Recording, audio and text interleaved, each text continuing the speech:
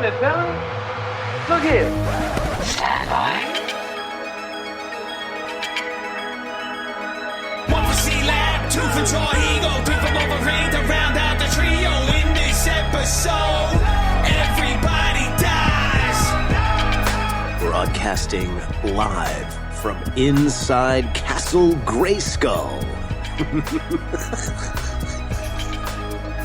This is the Blob. You mean the Hall of Wisdom? Oh, sorry. Broadcasting live from inside the Hall of Wisdom. This is the Blah. In this episode, everybody dies. I'm your host, HEYYEYAAEYAAEYAAEYA, along with my super friends, Jarman. Come on, it's He-Go. Oh, yeah, He-Go. For fuck's sake, man. It was like the softest ball ever. Along with my super friends, He-Go. I have the power. And I have no idea what I would be. Cyclops. Ooh, that's pretty good. That's pretty tight, actually. Hey, what's up? Hey, what's up? I have the power. Folks, welcome to the podcast. This week we're on a total nostalgia trip, talking about it's not a remake, it's a Reboot? I don't even know what the hell you call it. It's not a man, reboot. but it's awesome. No. It's billed as a continuation. Okay, it's billed as a continuation. Thank you, Jarhigo. So that makes it a sequel? He-Man. Well, it's actually not even called He-Man. It's not called He-Man and the Masters of the Universe. It's called Masters of the Universe Revelation. Revelation Space. Can we talk about that instead? Yeah, let's do that. Anyway, Masters of the Universe Revelation, starring an insanely awesome voice cast, which I can't wait to talk about. Pretty sweet cast. And a bunch of nostalgic 80s coolness brought back to life here in 2021. Let's start the show. Start your engines. High level, man. Let's start with a high level. What up? High level, I watched this with my 3.5-year-old, and he fucking loved it. And I bet he did. I was like the prime He-Man kid. Like when He-Man was at its peak, I think I was probably like 4 or 5 or something. So I was all about He-Man when I was a kid. And then 57 years later, I completely forgot about pretty much all of it. And then watched this show. And yeah, it was all right. All right. Yeah, we'll get into it, but I'm a little salty. I just don't give a fuck, to be honest. I really just don't. Wow. But I mean, I like respect what they tried to do, and I enjoyed it, and it was all right. Okay. Negative Nelly's comments notwithstanding, how about you, Jarhigo? Well, I hate to sting the ears of some of our listeners, but I never liked He-Man. That's all right. At all. I didn't like the cartoon. I didn't like I thought the action figures were kind of dumb. I mean, they were like literally all the same body cast. Yep. With like different colors or, different adornments. Yes.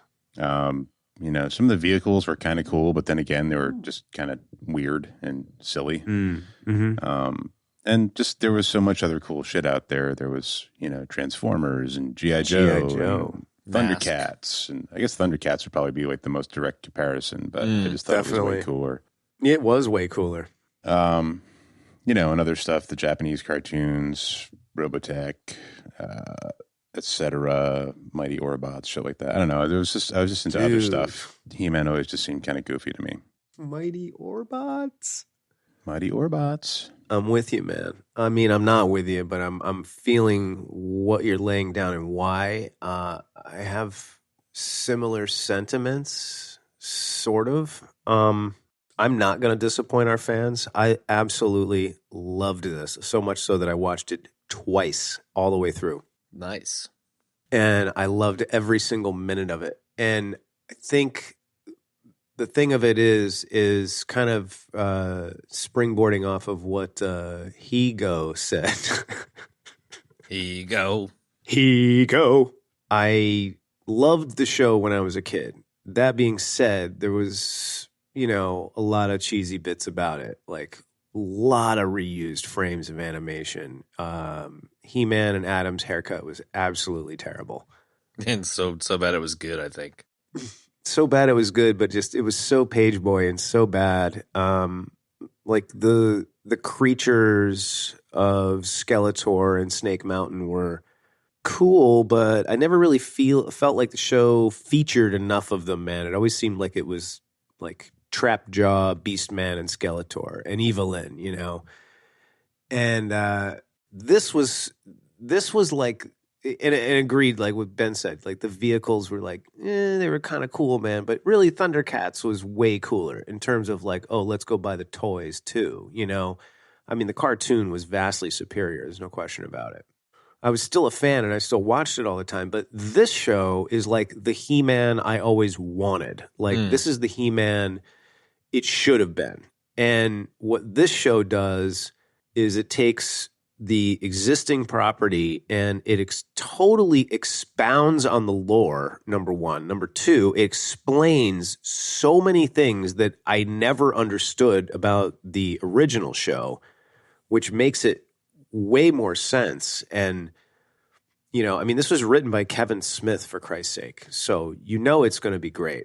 And he really knitted like all of the pieces together that were kind of fragmented, which is what I sort of felt the show was always like, it was like nothing was ever properly explained. Like, there was just too many holes and too much fragmentation. So this really kind of glued it all together, knitted it all together, and like explained more of the lore and then created even more lore. And I love that about this show. The animation was awesome. The voice cast was just insane. I loved it. I loved everything about this. It was so good. I can't wait to watch part 2. Yeah, man. I'm glad you're pumped on it. I definitely enjoyed it. Like we chatted about it briefly when I had watched like the first 2 episodes of the 5, I think. And I was just kind of like, eh. Which you both were like, yeah, it's cool. Just keep watching because it gets more, more betterer. And I think that's the one thing. Well, I appreciate what they tried to do here. And I think they did a good job. And I agree generally with what you're saying.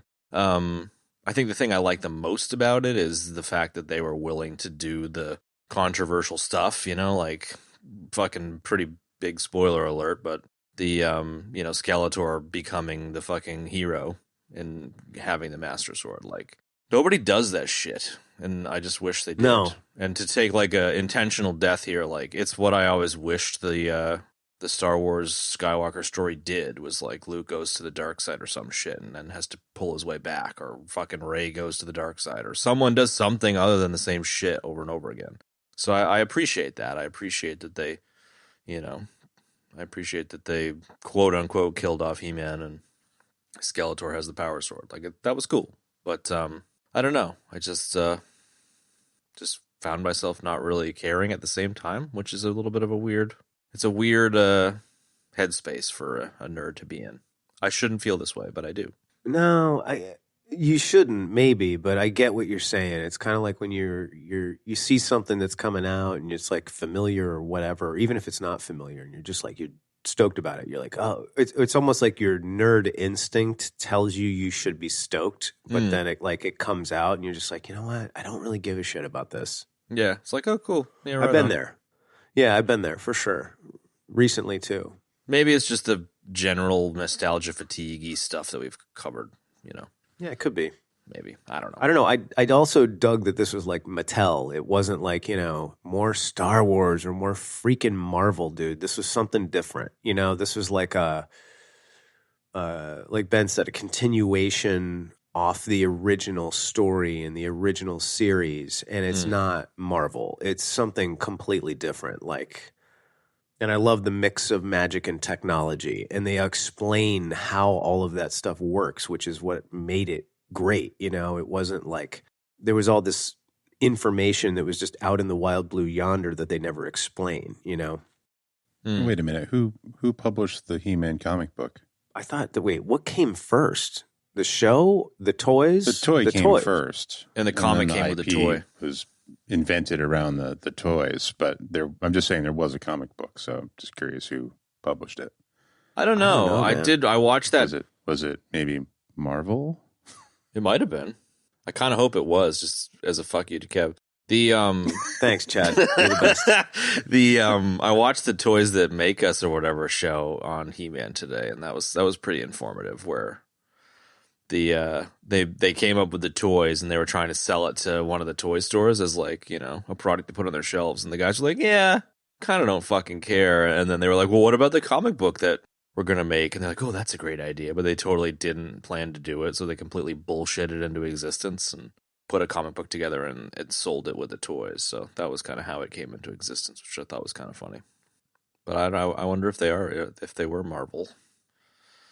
They wouldn't have been indie, you know. I don't think there was fucking indie comics at that stage. 82 or 81 or something. Hold on, man. DC, it looks like. Oh, and Marvel. How does that work? I don't know. One of them bought the property, tried to make it work. It didn't, and they didn't give a shit. And then somebody else grabbed the rights. So it made the rounds.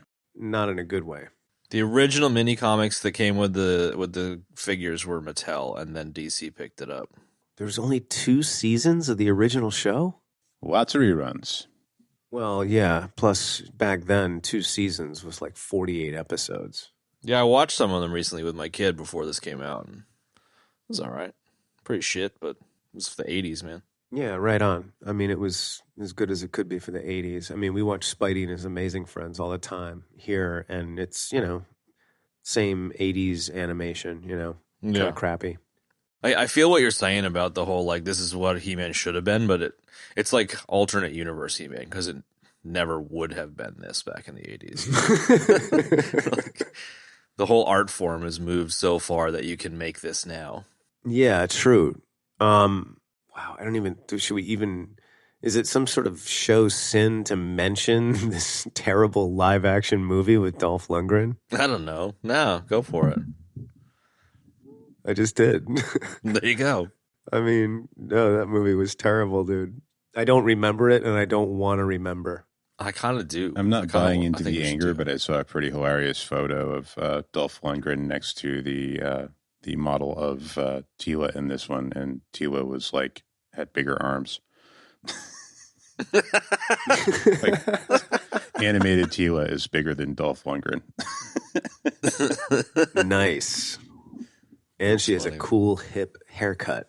Yeah, man. Shaved on one side. Straight out of T2. Dude, we used to do that shit in the 90s. Come on. She stole Ed Furlong's haircut.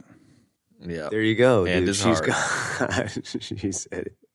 She's John Connor's haircut. The New Adventures of He-Man. What the hell is that? I never even knew about that. Are you objecting to read about things other than this series? No, not at all. Nah. Just reading my notes. It kind of sounds like it. Well, I know it sounds like it. That's the thing that's deceptive. You know what you should do, Kev, on a technicality is you should just copy paste entire Wikipedia articles into like a note app and then be like, no, just reading my notes, man. And then technically you wouldn't be ejecting. That's how you can get around this. No, his notes are just he clearly had those Chrome pages open already, and he's just tabbing back and forth between them. Mm-hmm. Mm-hmm. Whoa, hold on, bro. I don't use Chrome, okay? Sorry, man. It's got to be Edge Firefox or nothing, right? all the way. Edge or nothing, man. I use the command line, bro. That's the nerdy way to do it. Yeah. MS-DOS.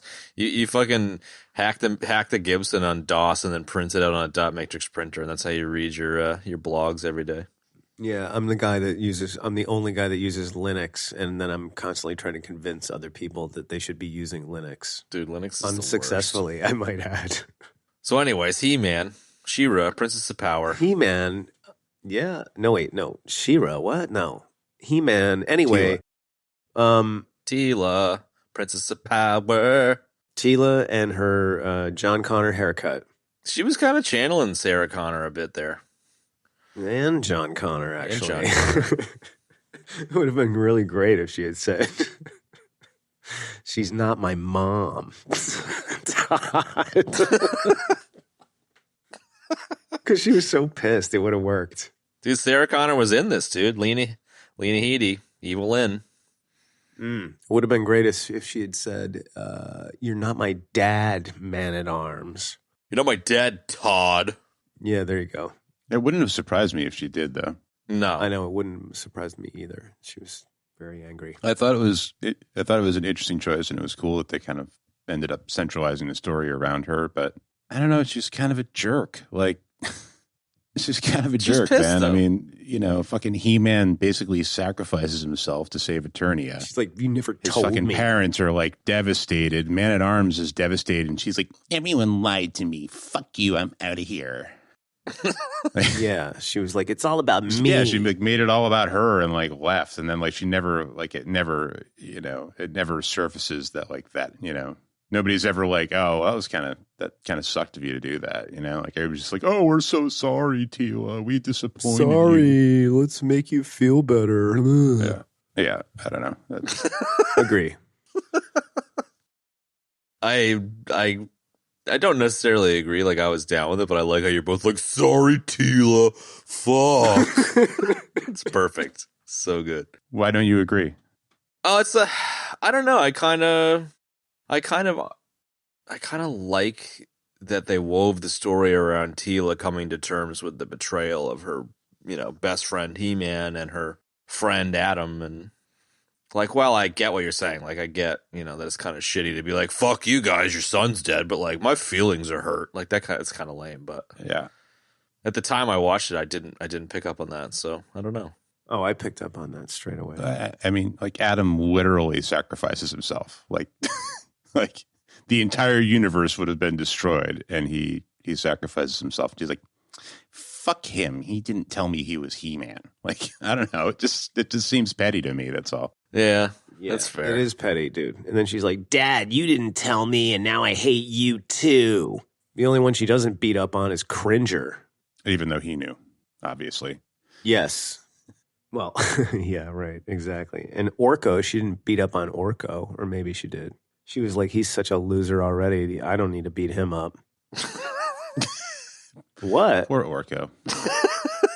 Poor Orko, man. But Orko has, well, we can get to that later, man. He has an awesome moment of redemption when he sacrifices himself. Yeah, that was cool. Both of the deaths, I was like, surely they're not going to kill off He-Man. Surely they're not going to kill off Skeletor for that matter, or Orko. But I kind of hope they didn't kill off Orko. Well, I hope not either, man. But, whatever. However you cut it, like, the story's great, Even if Orko comes back, like, Kevin Smith, dude, he's such a comic nerd. He totally knows how to write shit, and he did such a good job of throwing in just unexpected little corners and twists and stuff. That's what made this so good. Yeah. And the kind of cheese dicky Kevin Smith dialogue, too, where they would name drop. Like in the first episode where Man-at-Arms is like, "You haven't been in a battle, cat." He's just like, "Oh, I see what you did there. Oh, that's clever." Yeah, that totally harkens back to the cartoon. Yeah, exactly. Yeah, definitely. Yeah. It's fucking great. The old cartoon was filled with bad puns and such. Yeah. I liked it, though. I liked some of the punny lines. Like, they were just great because they were terrible and awesome at the same time. Like when Skeletor lights Moss Man on fire in the Hall of Wisdom, and then he's like, "Smells like pine." I was like, that is sweet. Yeah. The cheese dicky lines are great. Yeah, or when they're on the boat later, and Skeletor's like, "We should paint this a nice shade of granite." I was like, oh, great. I love it, man. Yeah. So where do we want to go here? How do we want to... I don't know. Probably the story, hey? We'll talk about the story for a minute. We're already kind of talking about the story, so yeah, let's continue doing that. Where were you at with the story, Benny? I think you were like, "Oh, have you guys checked out the new He-Man?" And I hadn't yet. So like, what grabbed you about it? It was interesting to see the camera sort of pan out a little bit more on Eternia and Definitely see more of that world. I felt like it is a little, as I watched the cartoon, it felt like it was very like, just focused around Castle Grayskull and Snake Mountain and, it just seemed like this weird, sparse world with like 2 castles on it, and that was it. Yeah, exactly. So, just kind of seeing more going on. I thought it was kind of interesting, like, what was happening in Snake Mountain, like after the death or the disappearance rather of Skeletor. And I don't know, it was interesting, it was interesting. It was cool.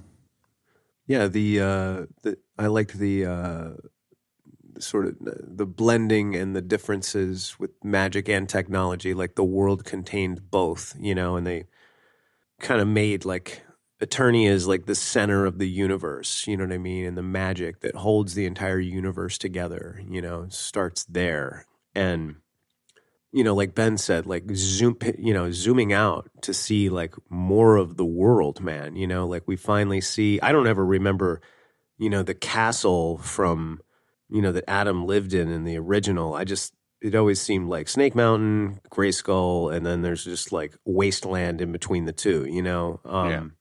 But I also loved like how Grayskull had that like veneer on it. Like that's not how it really looked. They made it look like this old creepy castle, and we finally get to see what it actually looks like in this, halfway through.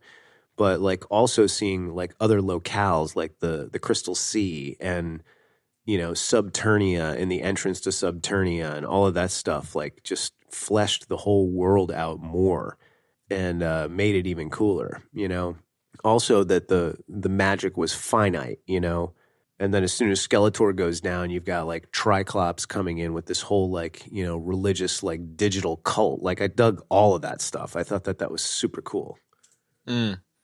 Especially taking like a weird The digital cult was just so stupid. But kind of well, awesome. it was, but it was stupid and it was awesome at the same time. Like, they, like you guys have often said, they sold stupid. I mean, they sold it with conviction, and that's why it worked. Yeah, I mean, I get it. Like the concept is kind of dumb, but like all of them drinking like nanites and then turning into like the Borg basically was, I don't know. I kind of thought that was cool. I think you were drinking the nanites. Wow, you never would have known I had COVID all week. It was the nanites, Ben. As much as I love Henry Rollins, though, I mean, that was cool. Yeah, I'll join any cult that Henry Rollins leads, man. Oh, so now it's cool? Yeah. No, it was, man. I don't know. I liked it. I mean, Triclops was always sort of a weird character, man. So I dug that they gave him like that role in this, of this sort of like, well, cult leader, man. I don't know. Like it was all plausible. It might have been kind of dumb, but I kind of like Triclops' weird Borg bullshit because it was like the power vacuum left behind by Skeletor, and then just like some fuckhead comes in. He's like, yeah, fucking machines, dude. Machines. Yeah. Machines. That hall was very much like the so hall implausible in the and Matrix. Oops, dumb that it kind of worked. The idea of That is. like the the techno cult is one thing. I just didn't like that they made it like a like a religion. Like it just seemed stupid, especially the motherboard protect us bullshit. Like, That was so great. just so stupid. It was so great. Like the motherboard term is so dumb.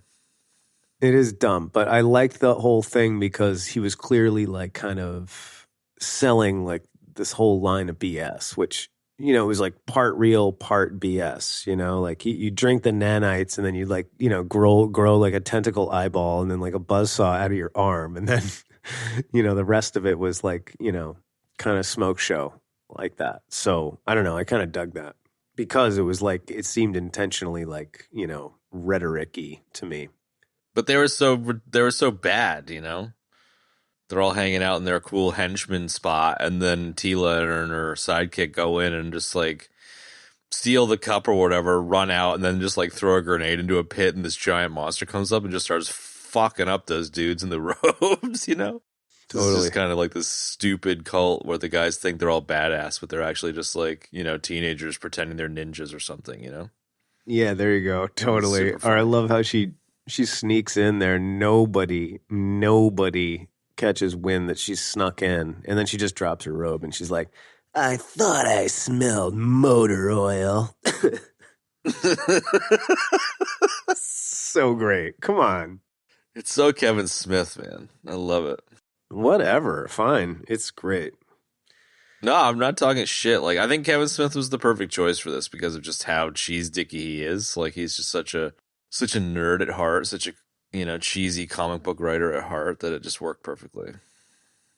He's great at it too. So anyway, the weird digital cult notwithstanding, here's something that I really liked too, was that like in the very beginning right before we lose He-Man, Skeletor very craftily stands in front of the entrance in the Hall of Wisdom there to the lower level where the magic orb is stored or whatever it is. And He-Man stabs him through the stomach, and that's what unlocks the chamber. Anybody? I thought you were still talking. That happened.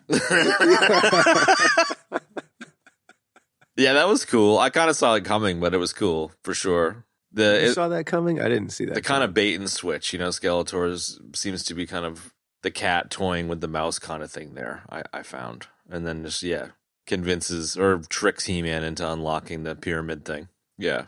It was well placed putting that in the first episode, even though all of the fucking bronies in the world got super pissed about He-Man getting killed and blah, blah, blah bullshit on Twitter or whatever. But bronies. I thought that was well placed.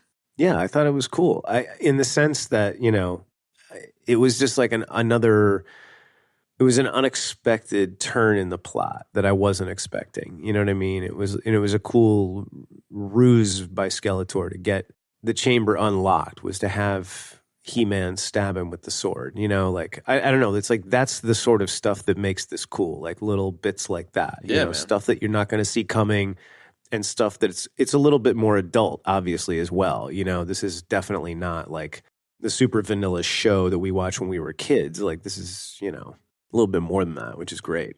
Well, the fact that somebody got stabbed was probably the first time in He-Man history because they weren't allowed to. Well, yeah, weren't allowed to use the swords due to censors and stuff like that. So, well, there you go. He-Man would just fucking wrestle everybody. Skeletor finally put together a competent plan where he gets stabbed in the guts. Well, it was funny how, like, going back to Triclops and the digital motherboard cult, like, that there was like a nice nod to that. When Tila and Andra are walking into the room for the first time, you hear him going off on Skeletor and his magic, and he's like, plan after plan, time after time. It's like it was such a great knock on like the original. Every week I've got a plan and it never works.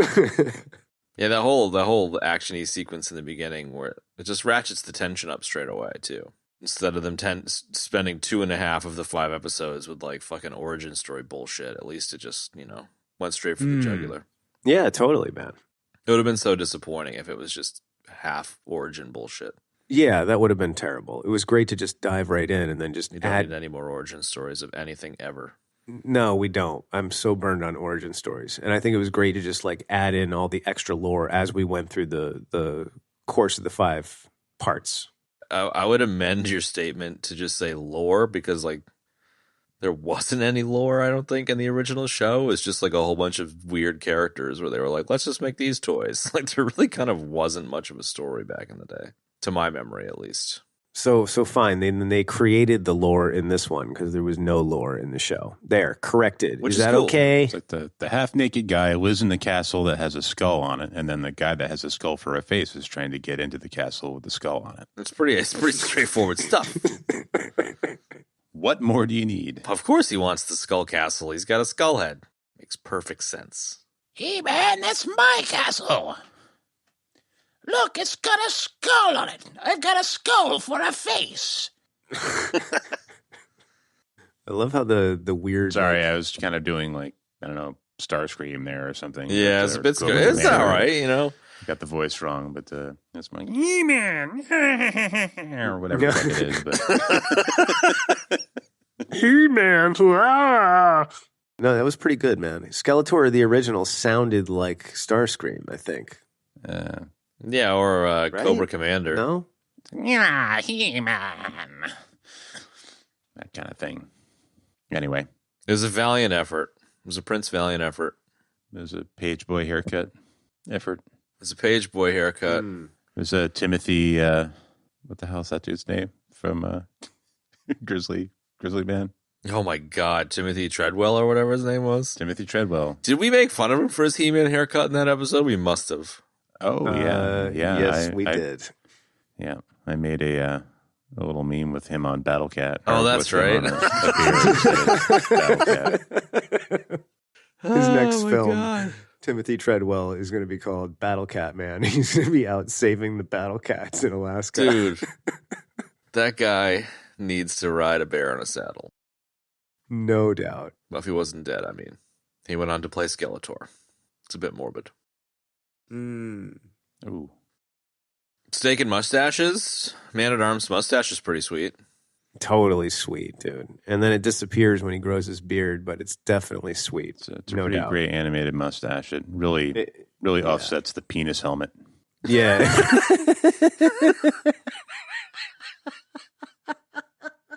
Yeah, that's a that's a well-shorn dickhead helmet. Yeah. Played by whatever is it? Jimmy 10 Niblets or whatever. Drago.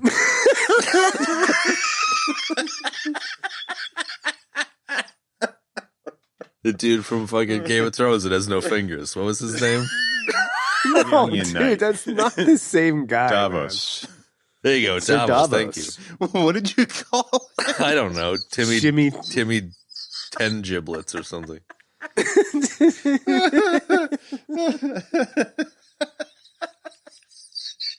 Oof. Yeah, that was a good one. Wow. Holy shit. That was good. It's the best I could do at short notice. I think you're getting confused by numerous characters in Game of Thrones. Nah, man. Fucking Davos, the dude that had no fingers. He was the smuggler, the onion dork or whatever his fucking name was. Davos Seaworthy, the Onion Knight. Yeah. He played Man-at-Arms. Liam Cunningham. Yeah, and he was amazing, dude. Was this our transition into the cast? Sure. We covered the story really well. Yeah, we did. He-Man's in it for 5 minutes, and then it's fucking... What was that stupid show with the Xena? It was Xena Warrior Princess. This is season 7 of Xena Warrior Princess. No, this is so much better than Xena, dude. Come on. I'm just joking, man. Come on. No, you're not, and we don't appreciate it. This is my favorite show of 2021. What's wrong with Xena? Nothing. Yeah, what's wrong with Xena, Kev? I don't know. It's just kind of cheesy, I guess. I don't know. But He-Man wasn't.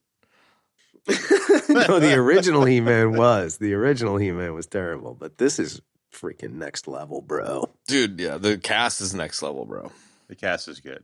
Cast is really good. Yeah, the cast is amazing, but it's the combination of the writing and the excellent animation that's almost kind of Japanese anime, you know. It was, combined with the excellent voice, the casting of the voice actors, and then the work of the voice actors as well. Like, it just completely makes this shine. Totally agree. I didn't pick up on half of the cast until I checked them out on the IMDb, but you pick up on... I got half of them. I, of course, got them all. No. Voice acting legend, Kevin Muller. Legend in my own mind. Whatever. Hey, still a legend, bro. The legend continues. The legend continues. Yeah, Liam Cunningham, dude, he killed it. Yeah, he did, man. He was so excellent. Him and Lena Headey. Lena Headey was amazing. She was incredible as Evelyn, man. I cannot stress that enough. She's so talented, man. She really just nailed it, you know, like, especially not what?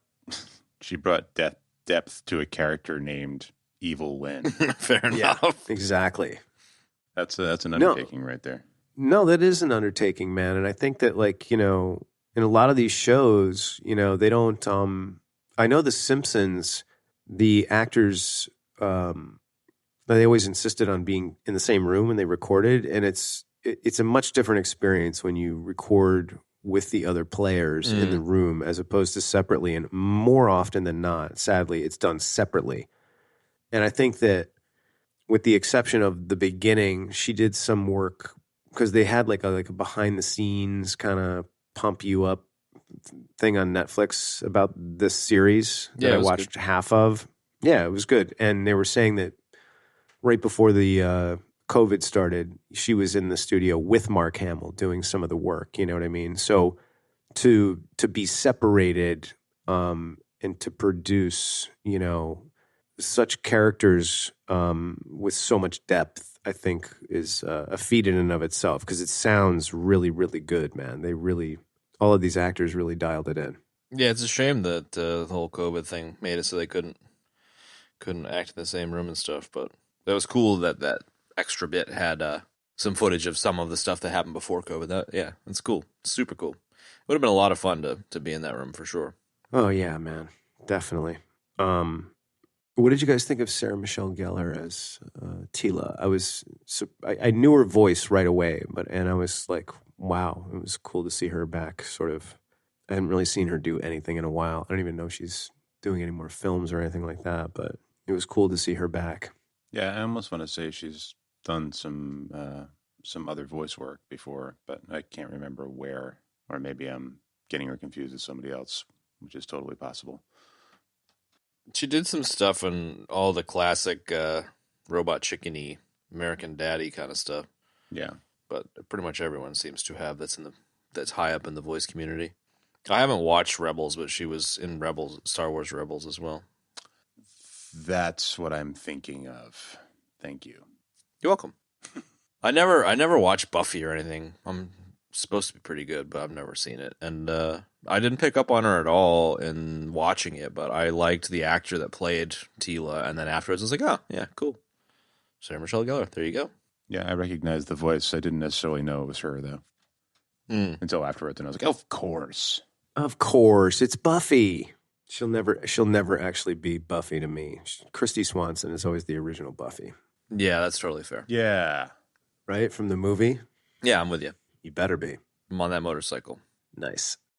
You know what? I got to say, the one thorn in this entire thing for me, we've talked about this numerous times. You can call it a gripe, whatever, was Andra. Like, I just didn't get why every other character except for her, they all speak normally, but she has this like hip, familiar way of speaking that's like just, it really irritated the hell out of me. And like too modern, like you said, another thing. Yeah, too modern. Like the show was like everybody was the same, and it was like, you know, whatever.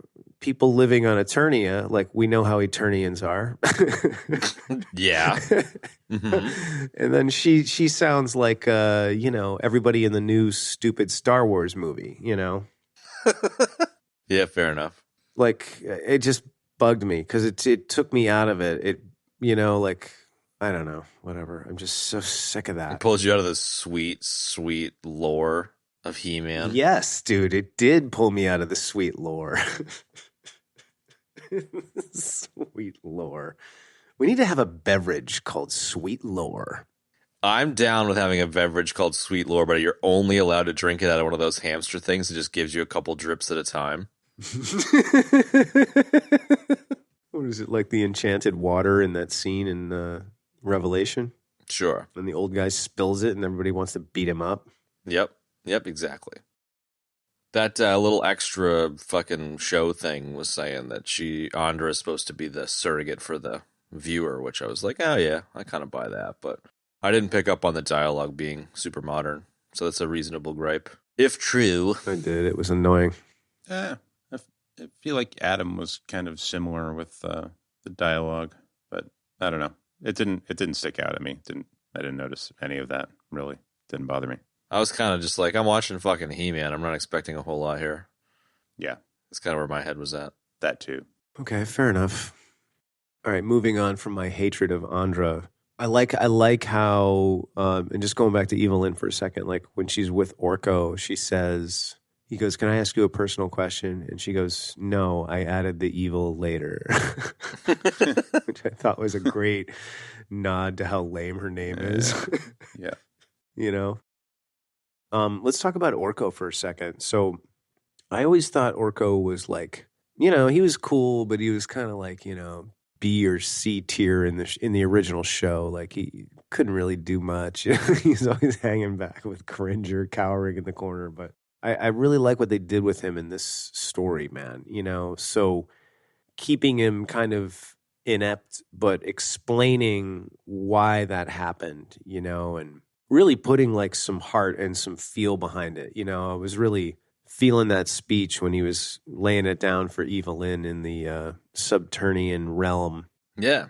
You know, and again, credit to the writing and the voice acting. Like, he does a really good job of the voice actor of like conveying that like sadness of like, you know, kind of what a loser he is, you know, like, because the Trollins are supposed to be like, not like masters of magic, but it's very much like part of every single part of their life. You know what I mean? So for him to be terrible at it, it's like a Canadian not knowing how to skate, you know, and yeah.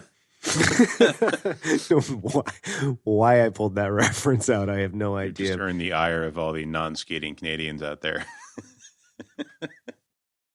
I also loved how he had like, you know, his like moment to shine when he's like sacrificing himself when they're escaping Subternia and going to Praeternia, you know, and I just really liked that a lot. I thought it was really cool how he kind of stepped up to the plate at the end and used his magic to thwart the weird green skull dude who's like Skeletor's cousin. The not Skeletor. Yeah, the not Skeletor guy, exactly. So I don't know. I really like that about Orko. I dug that. Yeah, man. And I love that little like nod to his gravesite having, you know, a little bit of magic where it brings his world to the site. That was cool. Yes. Well, he's not from another world, though. He's from Eternia, right? I don't know. Yeah, I don't know either. Why don't you know? I always kind of thought of Orko as like a weird, lame, floating Jawa with Totally. With a wizard hat. It's a total Jawa, dude.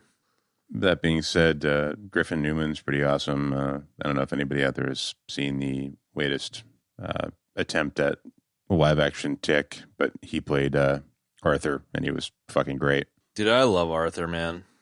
I still haven't seen the new Tick, but I love Arthur. It's very short-lived, but it's good. The elephant in the room here is Mark Hamill, dude. He's a prolific voice actor, too, hey. Why is he the elephant in the room? Because he's like a juggernaut of voice acting. We haven't talked about him yet. Well, no, we haven't. I mean, he's awesome, dude. He did a great job. Yeah, he's perfect for Skeletor, man. I love how he's like pigeonholed as a villain in all the voice work he does, considering he's fucking pretty boy Luke Skywalker, the goodest goodie ever. Yeah. Yeah, I don't know, man. I feel like he's almost more famous for his voice work now. Like, that's really his like best stuff, you know? I don't know if he's more famous, but he is well known for it. So yeah, in the nerd world. That being said, he's not really breaking any new ground here. It's kind of... Yeah, that's fair. Would have been fun, though. Kind of bog standard Hamill bad guy. Yeah. I'm not seeing a ton of difference between that and his, like, you know, his Joker or, you know, etc. I wouldn't say it's, you know, black and white it's not a different. Carbon copy. It's just... No, it's not that either. It's good. It is. It's really good. I don't know. He does a good job. He's Mark Hamill. Like, what the hell? He brings it. It's Skeletor. You're breathing life into a character called Skeletor. He's a super built blue guy with a skull for a face for some reason. Did you guys see that Toys That Made Us episode on He-Man? No, I want to watch it. I wish I had watched There's it. a cool little anecdote in there, actually, where, like, one of the dude that came up with the, like, kind of more final concept art for a lot of the original figures, he evidently went to, like, a funhouse, scary kind of funhouse thing at a carnival somewhere, and he was, like, 6 years old, and he was in this funhouse, and as he was going along, it was... you know, whatever, scary music, blah, blah, blah. And, like, it smelled like a dead body. And then, like, the skeleton drops down and scares the living shit out of him as a 6-year-old.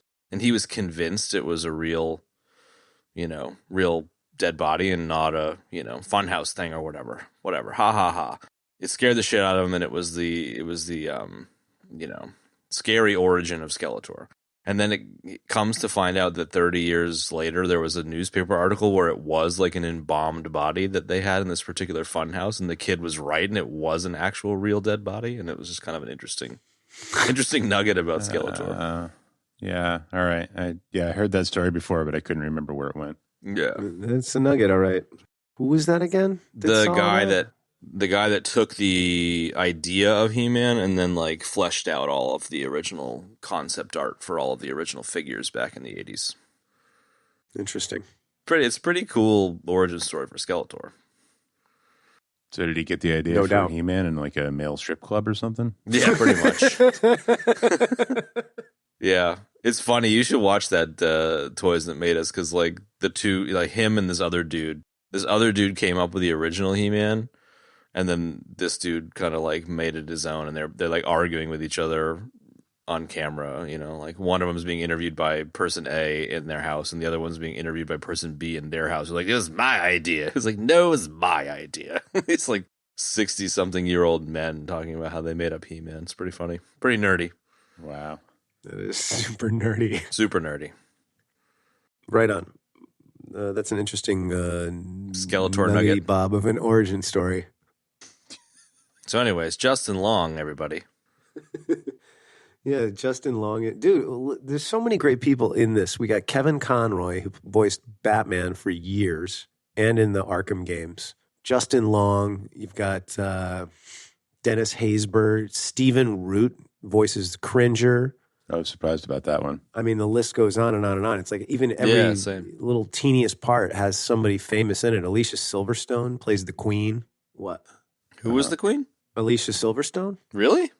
Yeah. That's cool. I didn't pick up on that. What's her freaking name from Clueless? Totally. Yeah, I didn't pick up on it either, man. I read it when I pulled up the IMDb cast before we started. That's awesome. Because I'm definitely not ejecting. Fair enough. Diedrich Bader. Diedrich. From... What's your cornhole, dude? Bader. Yeah.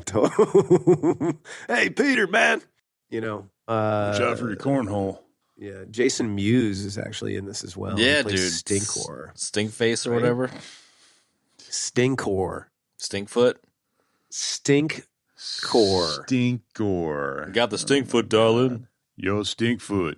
Put a hurting on my nose. On my nose. What is that from? Zappa. My python boot was too tight. Couldn't get it off last night. I love Zappa. Oh, man. It's Frank Zappa. Sorry. Don't be sorry, Benny. You can sing Frank Zappa to me Don't be sorry. anytime. I'm not versed enough in Zappa to know that. Month went by. Now it's July. Finally got it off, and my girlfriend cried. You got Stinkfoot. You got a Stinkfoot, darling. It's a great album. One cool, this is probably the only nugget in the actual show. One cool thing that I didn't pick up on was the Mossman dude was played by the original Skeletor guy. Yes, dude. In the original, Alan Oppenheimer. And he also did like 20 of the voices on the show, dude. Yeah, it's awesome. Cool. Totally. Well, that's the cast. What else we got?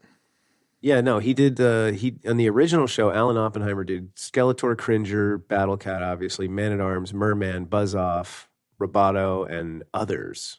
He's kind of having his Peter, Jesus. Is it Peter Cunningham that voices Optimus Prime? What? Am I totally getting that wrong?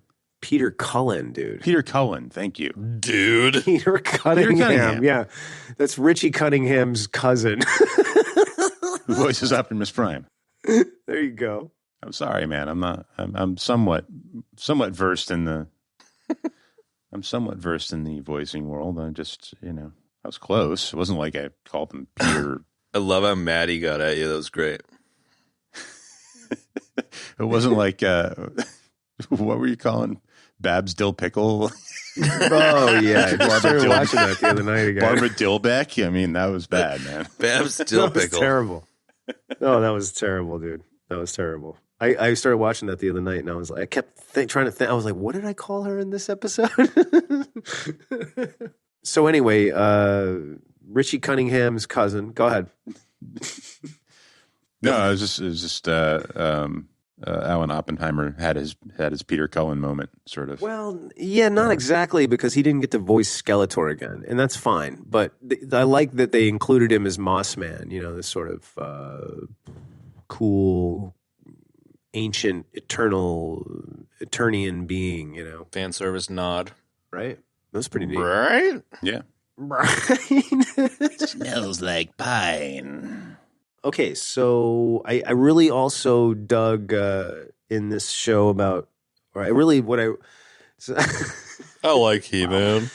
I like He-Man. I like...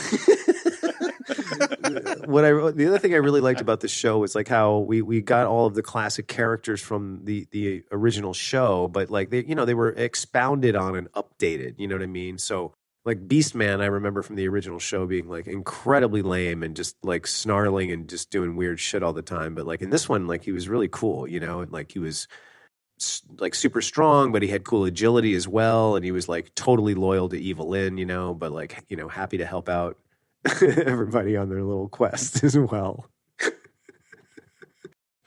Like he was helpful, Beastman. Yeah, no, he was. I like the fact that the baddies teamed up with the goodies. I thought that was quite cool. Yeah, that was one of my notes. Yeah. It was just kind of like, the world is falling and failing and they need to kind of band together and da-da-da-da-da, which has been done a million times, whatever. But I kind of liked that they were, all joining together because it made that twist where Skeletor comes back and, takes out He-Man. And then Evelyn's like, I was starting to like you guys. Like, it gave it a little bit of an extra punch. I liked it. Yeah, no, it was good, man. I really dug that a lot, dude. It was a great twist in the story, So, and and it wasn't like like we've seen stuff like that before in cartoons, but it's always like, every time like the good guys and the foes team up, they're still like at odds, begrudgingly doing stuff. You know what I mean? Like like terrible quips at each other the whole time. But this wasn't like that. Like Evelyn was like, really cool to them. And very genuine in many ways. You know what I mean? I liked that, man. And with Orko too. I like that. I don't want to get into like speculation territory, but it wouldn't surprise me if Evelyn is like one of the key factors in turning the tide in the next thing. I really kind of felt like she was coming around to the goodies. Yeah, but she did switch pretty quickly there. Go ahead. She did. It's like she was just waiting for it. Yeah.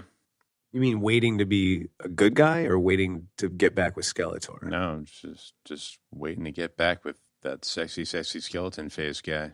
Yeah, there you go, man. It's pretty hot. Do you think, while we're speculating, do you think Teela's finally going to get it? That, everybody keeps smacking her in the head with a baseball bat, that the sorceress is her mom? Oh, maybe, yeah. Do you think she's finally going to get it? I don't know, man. I forgot that. I was trying to remember if that was the case. She'll be so salty they'll have another season of just her being angry at everybody. Yeah, God, totally. I wish I could do a Liam Cunningham impression. Why didn't anybody tell me? Like an episode of, what's the episode of Full House where she like storms up the stairs and Uncle Jesse comes up. It's like, it's okay, Teela. Yeah, there you go. No, then you get Man of Arms being like, Teela, there's one more secret I've kept from you. I had sex with the sorceress.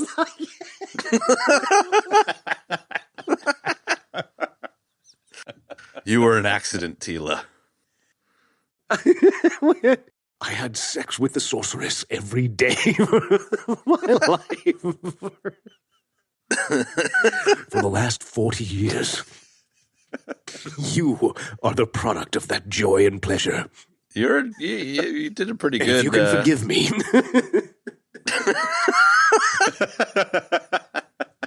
That's a pretty good Liam Cunningham. I was trying really hard on that one. That's good. And Teela's just like, fuck you, Dad. I hate you, Dad. Right, I fucking hate you. There you go. I would love it if like the whole rest shave of the other side of my head. Yeah.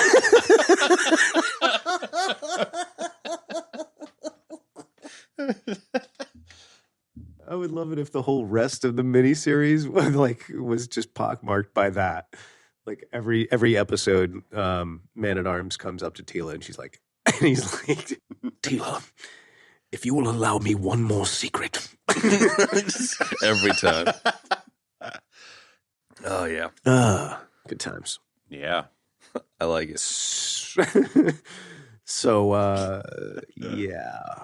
What'd you think of the afterlife shit? The like fucking He-Man or whatever the king of the jungle was, Grayskull. He-Man? I'm not sure how I feel about the Attorney in Valhalla thing, but you know, Grayskull was an interesting character. I thought it was cool that there was actually like a Grayskull person. King Grayskull, yeah. I thought it was weird that Hero's name was HE-RO. Hey, man. But yeah, I dug that Grayskull was like an actual person. But I don't know. I thought it was pretty cool, the whole Praeternia thing. Yeah, same. It made sense. You know, it was, again, like good to flesh out the world and flesh out the whole story, man. And like breathe some life into this, you know, created from toys series, you know, from 40 years ago. Adam taking his lesser form, which was cool. Yeah, I really dug that a lot.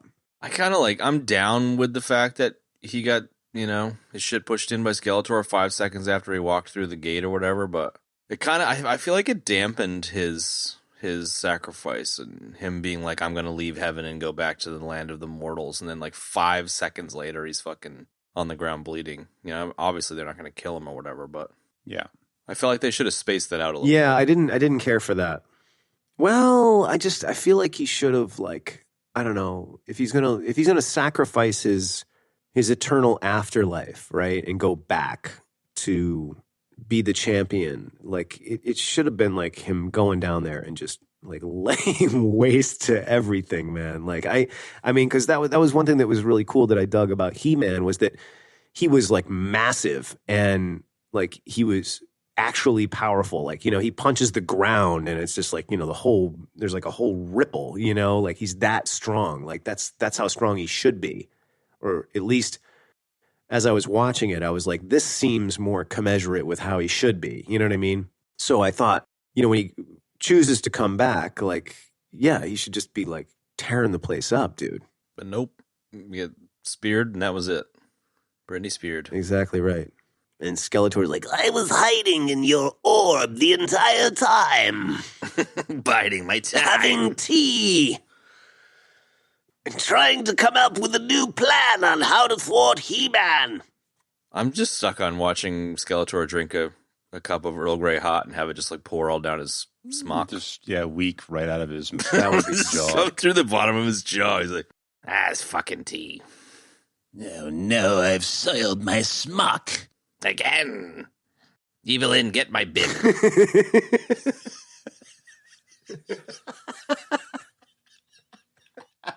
As soon as you said Earl Grey, I immediately thought of him saying, He-Man to my ready room. That's it. Do you like my new ready room, He-Man? It smells like pine. Okay, anyway.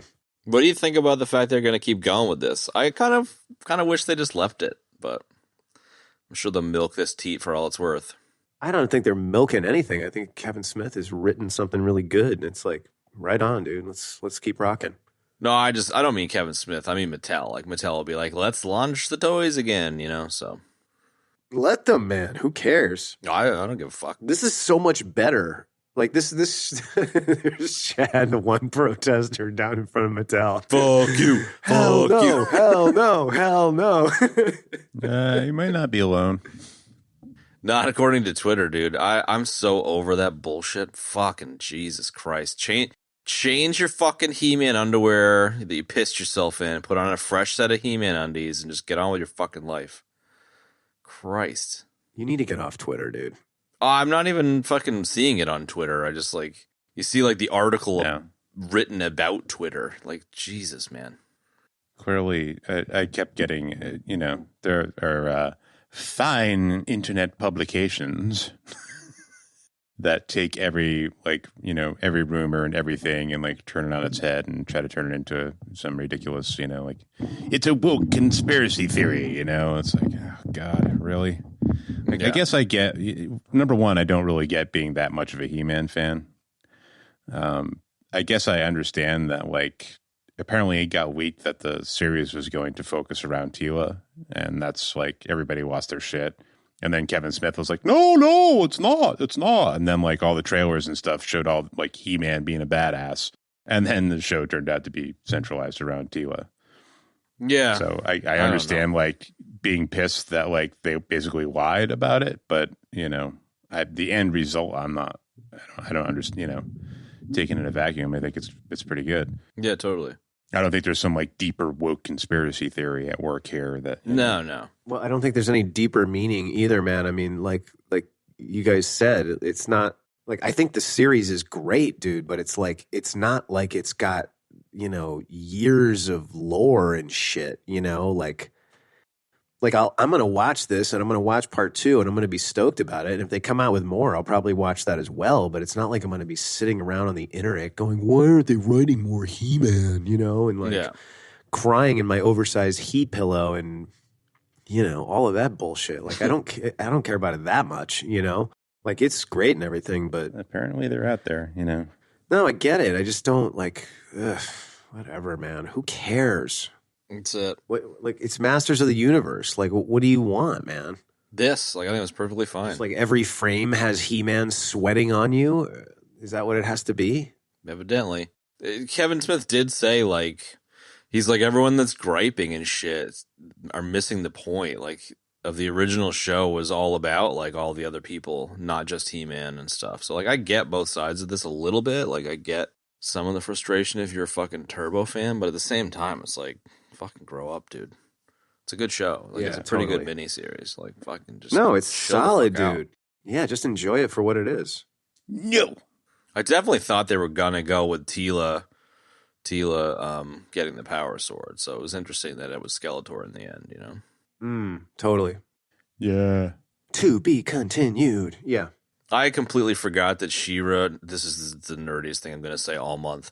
I totally forgot that She-Ra was He-Man's sister, so I kind of thought that Tila was going to become She-Ra. And I was like, oh, yeah, right on. I just read the same exact thing, dude. Yes, I didn't realize that either. But he doesn't there's no mention of a sister in the show. Yeah, I don't know. The Toys That Made Us thing, I think they were printing money with He-Man, and 20% of the audience was girls. They were like, let's make a fucking girl He-Man and print some more money. That was how it came to be. Pretty much. They were saying that like the last year that He-Man did well, like year 4 or year 5 of the whole wave, the last year that they did well, they sold $400 million worth of toys, and then the next year it was $7 million. Like it dropped that drastically, so it's just like it completely fell off the fucking cliff, which was kind of interesting. The fad just fucking disappeared. Everyone moved on to Devil Sticks or whatever the fuck was next.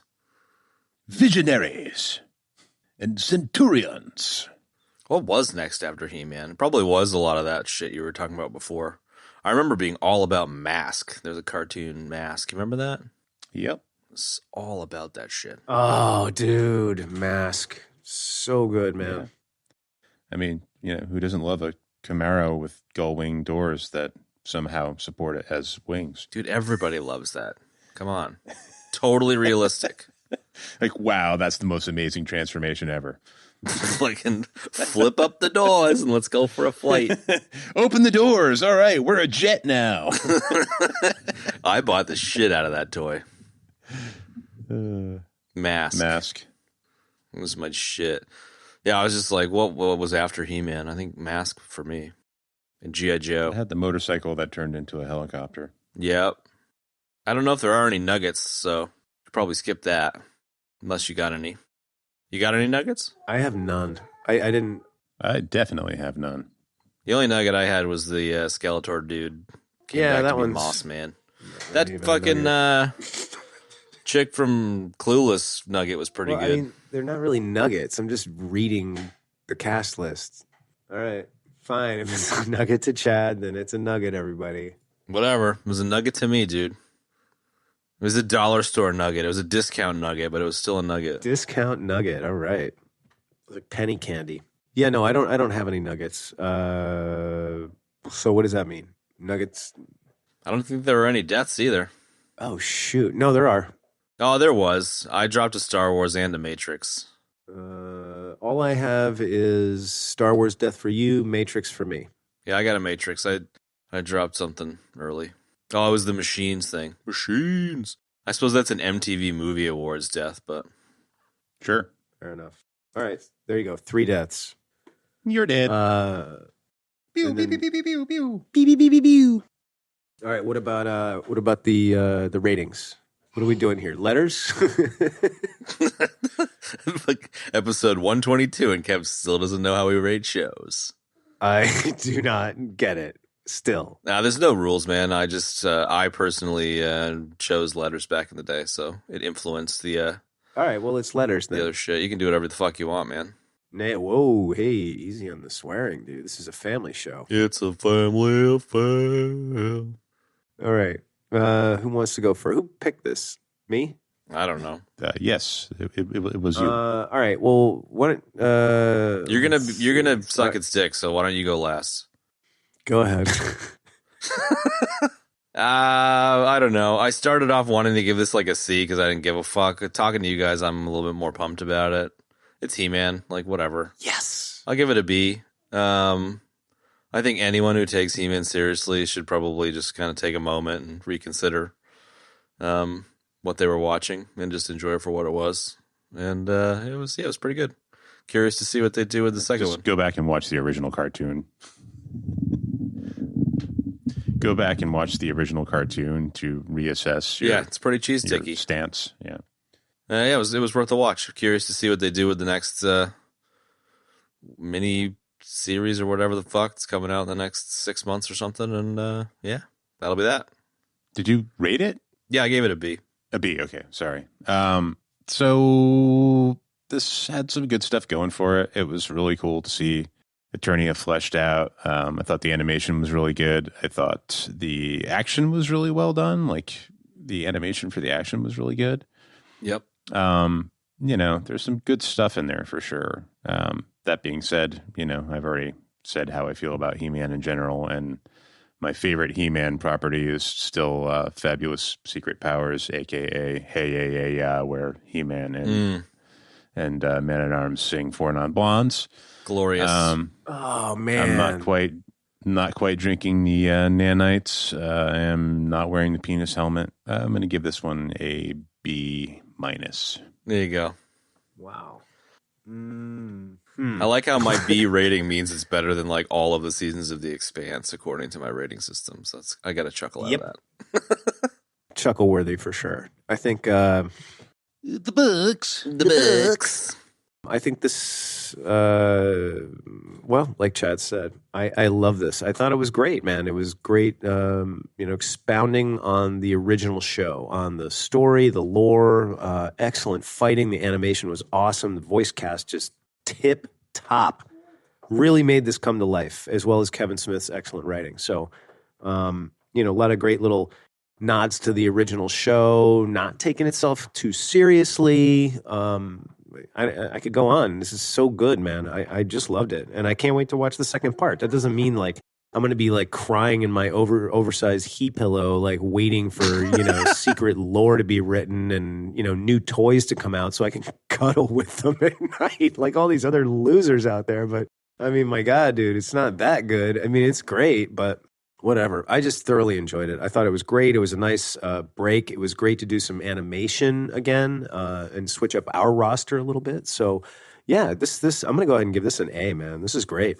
Did I so want to buy you a He-Man waifu pillow now? I just see you fucking drooling all over a He-Man waifu torso. Oh, my God, I love that. There you go. Yeah, that'd be great. So, anyway. That's that, folks. Hope you enjoyed this show as much as I did. You fucking loved it. I dig it. I'm glad you gave it an A. I sure did. What did you see? Cyclops. What do we have coming up next week? Mom and Dad Save the World next week. I'm excited for that old school weird movie. Well, we get Jeffrey Jones. We get Danny Cooksey. Hopefully, Chad will sing some more. And is Ed Rooney in that? Yeah, that's Jeffrey Jones. Jeffrey Jones, right.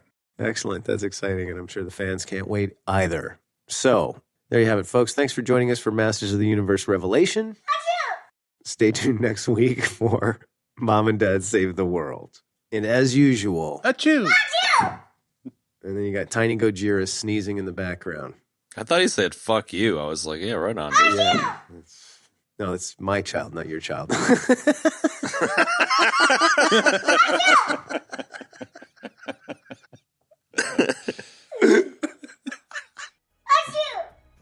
Folks, in case you didn't catch that, hachoo and goodbye. See you later. Toodles. Toodaloo. And that's going to wrap up this week's episode. Folks, you can support us by telling a friend and Apple and all of that stuff. Patreon, too. Patreon.com/EBD podcast. You can follow us on social media. We use the handle @EBD podcast everywhere we roam on the internet. So please join in on the conversation. You can find the show notes for this episode in your podcast app of choice or at our website, ebd.fm/episodes/122. As always, thanks for joining us, folks. Hope you enjoyed this Masters of the Universe episode. And stay tuned next week for Mom and Dad Save the World. So long for now, folks. One for C-Lab, two for Troy Eagle, three for Wolverine to round out the trio in this episode. Everybody dies. Beady, beady, beady. Stop into it. All right, give me a second. I'm gonna switch off. All I can do is.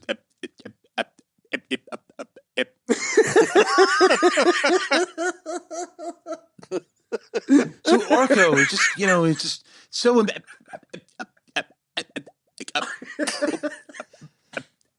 Deep and meaningful about Orko. I love it. Man. You know what I mean? I mean, Orko, man.